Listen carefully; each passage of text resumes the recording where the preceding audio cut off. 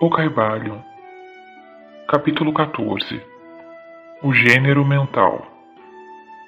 Os estudantes de psicologia que seguiram o modo moderno de pensar a respeito dos fenômenos mentais ficaram surpreendidos pela persistência da dupla ideia mental que se tem manifestado tão fortemente durante os 10 anos passados do último meio século, e que deu origem a um grande número de teorias plausíveis a respeito da natureza e constituição destas duas mentes. Recentemente, Thomson J. Hudson atingiu grande popularidade em 1893, avançando a sua bem conhecida teoria das, abre aspas, mentes objetiva e subjetiva, fecha aspas, que ele afirmou existir em cada indivíduo. Outros escritores atraíram também a atenção pelas teorias sobre as, abre aspas, mentes consciente e subconsciente, fecha aspas, abre aspas, mentes voluntária e involuntária, fecha aspas, abre aspas, mentes ativa e passiva, fecha aspas, etc, etc. As teorias dos diversos escritores diferem entre si, mas permanece o princípio oculto da dualidade da mente. O estudante de filosofia hermética tem provocação de riso quando lê e ouve qualquer coisa destas novas teorias a respeito da dualidade da mente, cada escola aderindo tenazmente à sua própria teoria favorita e clamando ter descoberto a verdade. O estudante volta para trás às páginas da história oculta e nos primeiros elementos dos preceitos ocultos encontra referências à antiga doutrina hermética do princípio de gênero no plano mental, a manifestação do gênero mental. E examinando mais, ele conclui que a antiga filosofia tinha conhecimento dos fenômenos da mente dual e deu conta disto pela teoria do gênero mental. Esta ideia de gênero mental pode ser explicada em poucas palavras aos estudantes que estão familiarizados com as modernas teorias há pouco aludidos. O princípio masculino da mente corresponde à chamada mente objetiva, mente consciente, mente voluntária, mente ativa, etc. E o princípio feminino da mente corresponde à chamada mente subjetiva, mente subconsciente, mente involuntária, mente passiva, etc. Certamente que os preceitos herméticos não concordam com as diversas teorias modernas sobre a natureza das duas fases da mente, nem admitem muitos fatos considerados como sendo respectivamente dos dois aspectos, porque muitas teorias e afirmações são alambicadas e incapazes de resistir ao toque da experiência e da demonstração. Apontamos as fases de concordância simplesmente para o fim de ajudar o estudante a assimilar os seus conhecimentos já adquiridos com os preceitos da filosofia hermética. Os estudantes de Hudson encontrarão no princípio do seu segundo capítulo, abre aspas, da lei dos pensamentos psíquicos, fecha aspas, a proposição que, abre aspas, a mística algarávia dos filósofos herméticos desenvolve a mesma ideia, fecha aspas, isto é, a dualidade da mente. Se o Dr. Hudson empregasse o termo em decifrar um pouco da, abre aspas, mística algarávia da filosofia hermética, fecha aspas, ele teria obtido grande esclarecimento sobre a função da mente dual, entre aspas. Porém, naquele tempo, as suas obras mais interessantes ainda não tinham sido escritas. Vamos agora considerar os preceitos herméticos sobre o gênero mental. Os instrutores herméticos dão as suas instruções a respeito deste assunto, fazendo os seus estudantes examinarem a relação da sua consciência a respeito do seu ego. Os estudantes aprendem a pôr a sua atenção no ego que habita em cada um de nós. Cada estudante aprende a ver que sua consciência lhe dá uma primeira relação da existência do seu ego. A relação é eu sou, entre aspas. A princípio, isto parece ser a última palavra da consciência. Mas um exame um pouco mais profundo descobre que este eu sou, entre aspas, pode ser separado ou dividido em duas partes distintas, dois aspectos, os quais, apesar de agirem em uníssono e em conjunto, podem ser separados na consciência. Apesar de, a princípio, parecer existir um só ego, um exame mais cuidadoso e mais profundo mostra que existe um ego e um eu. Estes gêmeos mentais diferem em característicos e natureza, e um exame das duas naturezas e dos fenômenos que procedem da mesma dará muita luz sobre muitos problemas da influência mental. Permite-nos começar com uma consideração sobre o eu, que é usualmente tomado pelo ego, pelo estudante, até que ele investigue nos acessos da consciência. Um homem pensa do seu ego, no seu aspecto de eu, como sendo composto de certos estados, modos, hábitos, característicos, etc. Tudo que faz sobressair a sua personalidade, ou a seidade conhecida a si e aos outros. Conhece que estas emoções e sensações mudam, nascem e morrem. Estão sujeitas aos princípios de ritmo e de polaridade, que as levam de um extremo ao outro. Pensam também que o eu é formado de certos conhecimentos reunidos nas suas mentes, e formando então uma parte deles mesmos. Tal é o eu de um homem. Porém, falamos muito apressadamente.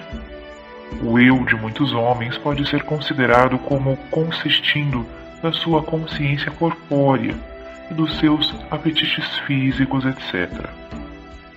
A sua consciência sendo presa à sua natureza corpórea, eles praticamente vivem nela. Muitos homens ainda consideram o seu vestuário como parte do seu eu, e atualmente parecem considerá-lo como uma parte de si mesmos. Um escritor disse humoristicamente que abre aspas, homem se compõe de três partes, o espírito, o corpo e a roupa, fecha aspas. Estas pessoas ou roupas conscientes perderiam a sua personalidade se fossem despidas da sua roupa por selvagens, na ocasião de um naufrágio. Porém, mesmo muitos dos que estão presos à ideia do vestuário pessoal afirmam fortemente que a consciência do seu corpo é o seu eu. Eles não podem ter a ideia de uma seidade independente do corpo. A sua mente parece-lhe ser praticamente uma coisa pertencente ao seu corpo, o que é sempre o contrário. Mas, conforme o homem sobe na escala de consciência, ele se torna capaz de distinguir o seu eu da sua ideia do corpo, e de pensar que este é uma coisa pertencente à sua parte mental. Mas só então poderá identificar inteiramente o eu com os estados mentais, as emoções, etc., que ele sente existir dentro de si. É capaz de considerar estes estados internos como idênticos a ele mesmo, em vez deles serem simplesmente coisas produzidas por uma parte da sua mentalidade e existindo dentro dele, sendo suas, estando nele, mas não sendo ele mesmo. Compreende que pode mudar estes estados mentais de emoções por um esforço da vontade, e que pode, do mesmo modo, produzir uma emoção ou um estado de uma natureza exatamente oposta, e contudo existe um mesmo eu. E assim, até que seja capaz de pôr de parte estes vários estados mentais, as emoções, os hábitos, as qualidades, os característicos e outras faculdades mentais, é capaz de pô-las no não-eu, coleção de curiosidade e embaraços, como uma posse de valor. Isto requer muita concentração mental e poderes de análise mental da parte do estudante. Porém, mesmo assim, a tarefa é impossível para os estudantes avançados. E mesmo os não muito adiantados podem ver, na imaginação, como pode ser realizado o processo. Depois que o processo de pôr de parte for executado, o estudante pôr-se-á em posse consciente de uma seidade, que pode ser considerado nos seus dois aspectos de eu e ego. O eu será considerado como sendo uma coisa mental, em que os pensamentos, as ideias, as emoções, as sensações e outras condições mentais são produzidas. Pode ser considerado como a matriz mental, como o disseram os antigos, capaz de fazer a geração mental.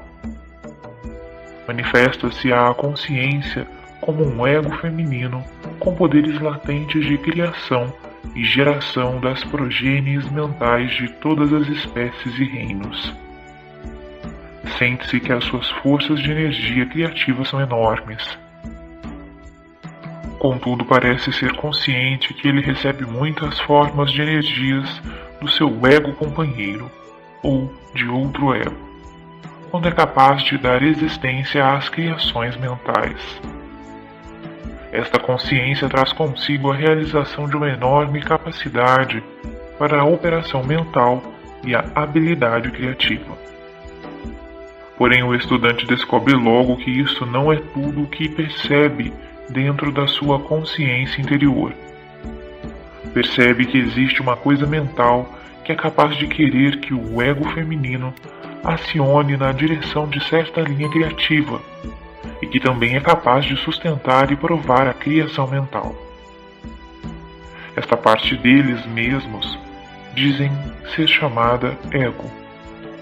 É capaz de ficar na sua consciência à vontade.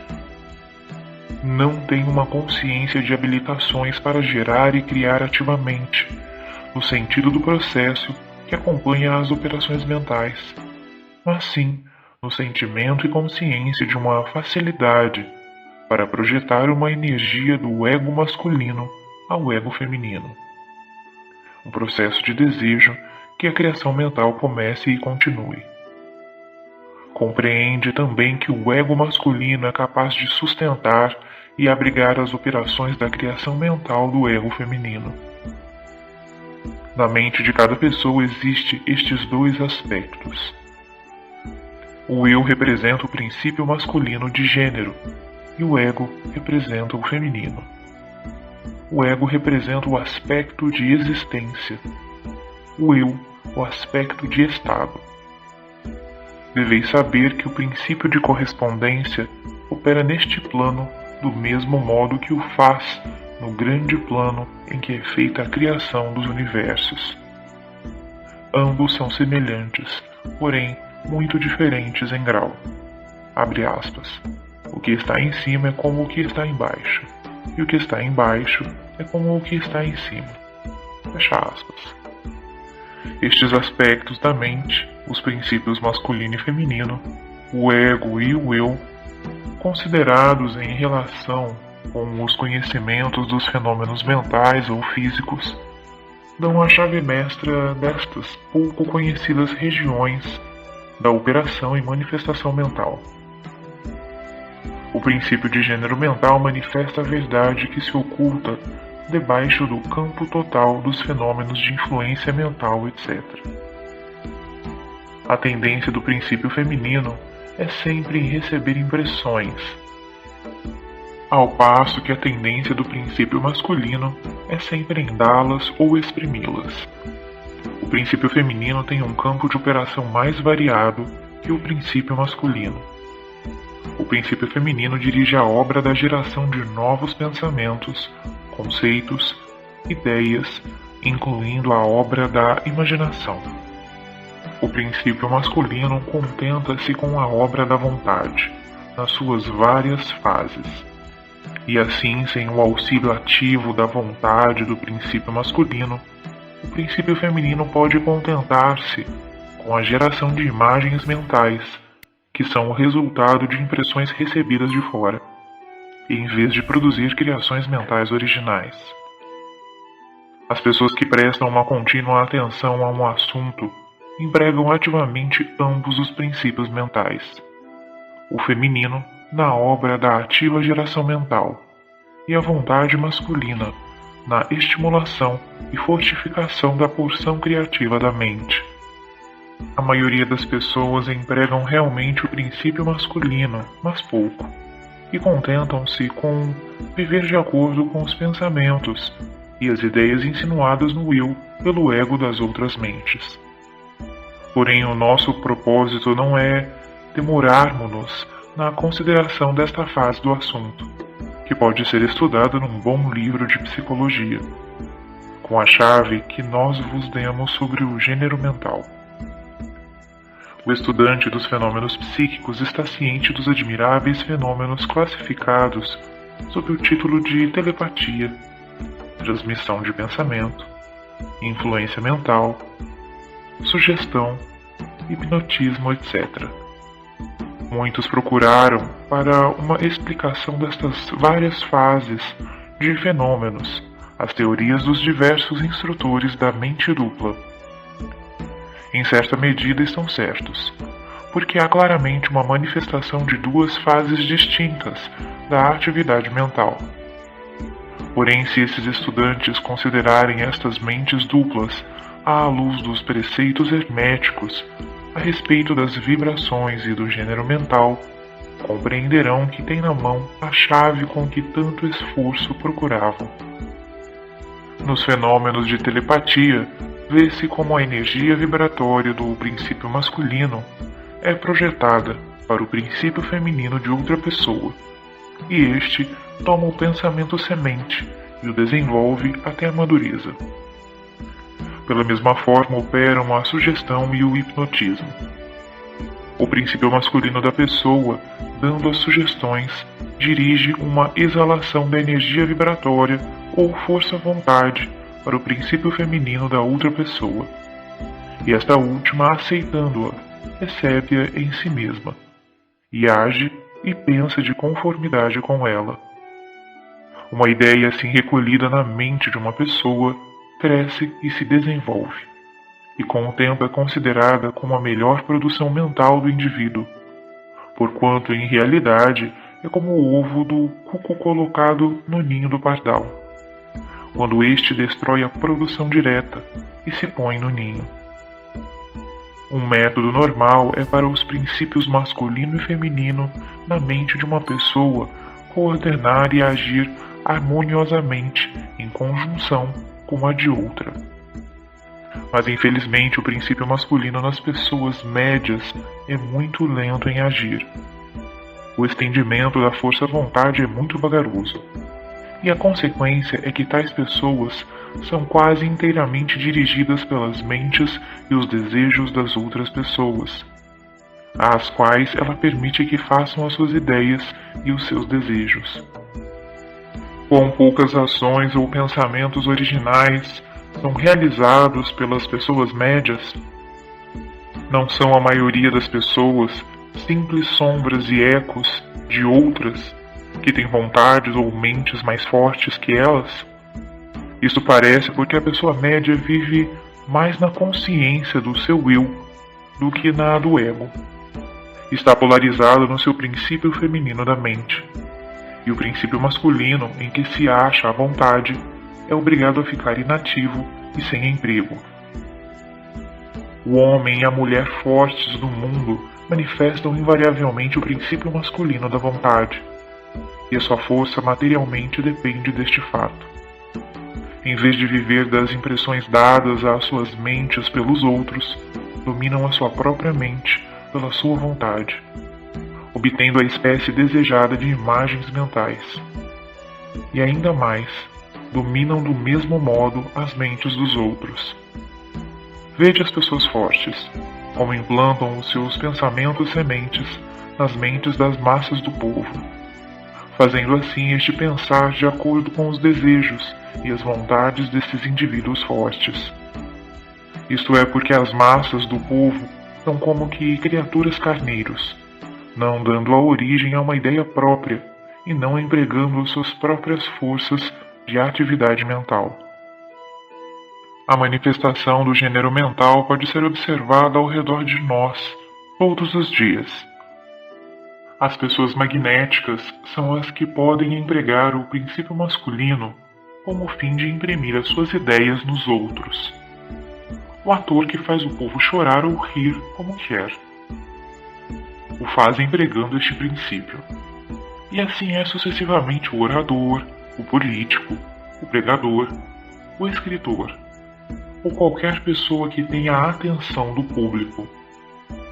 A influência particular exercida por algumas pessoas sobre outras é devida à manifestação do gênero mental, na direção da linha vibratória acima indicada.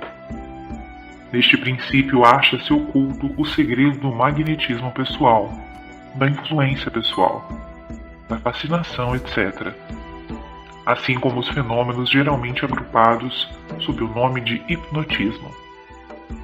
O estudante que familiarizou-se com os fenômenos, geralmente chamados psíquicos, poderá descobrir a importante parte tomada nos ditos fenômenos por esta força que a ciência denominou sugestão, termo pelo qual se quer significar o processo ou método pelo qual uma ideia é transmitida à mente de outro, fazendo a segunda mente agir de acordo com ela.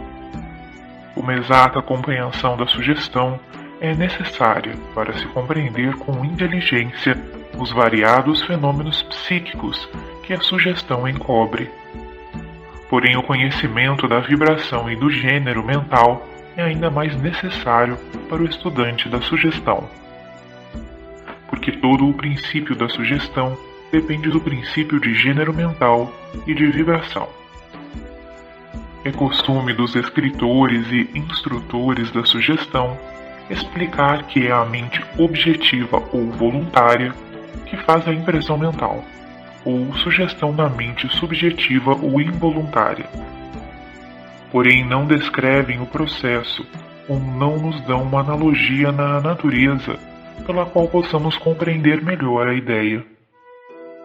Mas, se quiserdes raciocinar sobre o assunto à luz dos preceitos herméticos, sereis capaz de ver que o fortalecimento do princípio feminino pela energia vibratória do princípio masculino está em concordância com as leis universais da natureza, e que o universo natural oferece inúmeras analogias pelas quais o princípio pode ser compreendido.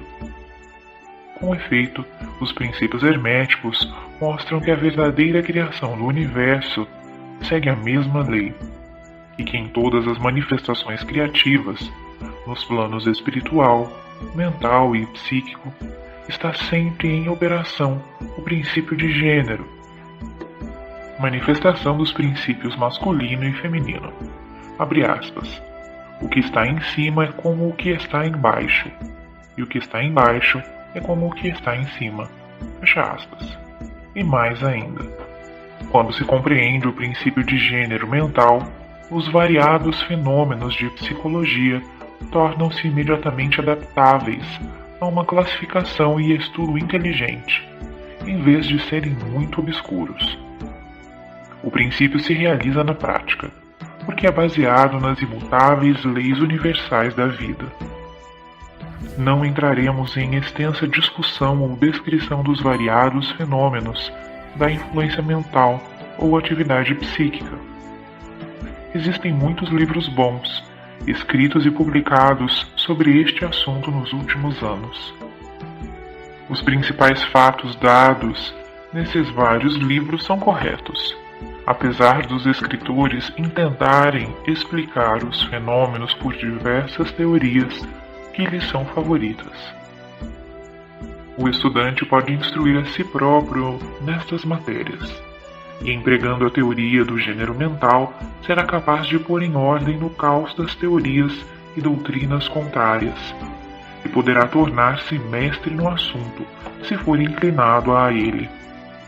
O fim desta obra não é dar uma extensa relação dos fenômenos psíquicos, mas sim dar ao estudante uma chave mestra, com a qual possa abrir as diversas portas que conduzem às partes do templo do conhecimento que ele quiser explorar. Julgamos que nesta consideração dos preceitos do Kybalion encontrar-se-á uma explicação que servirá para esclarecer muitas dificuldades embaraçosas. Ela será uma chave que abrirá muitas portas. Qualquer que seja o costume de fazer detalhes a respeito das muitas formas de fenômenos psíquicos e da ciência mental, pelas quais ele pode instruir-se muito a respeito de cada fase do assunto que o interessar. Com o auxílio do Kybalion, pode-se fazer uma livraria oculta, a velha luz do Egito, iluminando as páginas e os assuntos obscuros. Este é o fim deste livro. Não queremos expor uma nova filosofia, mas sim fornecer o bosquejo de um grande preceito do mundo antigo, que poderá esclarecer as doutrinas de outros, que servirá de grande reconciliador das diferentes teorias e doutrinas opostas.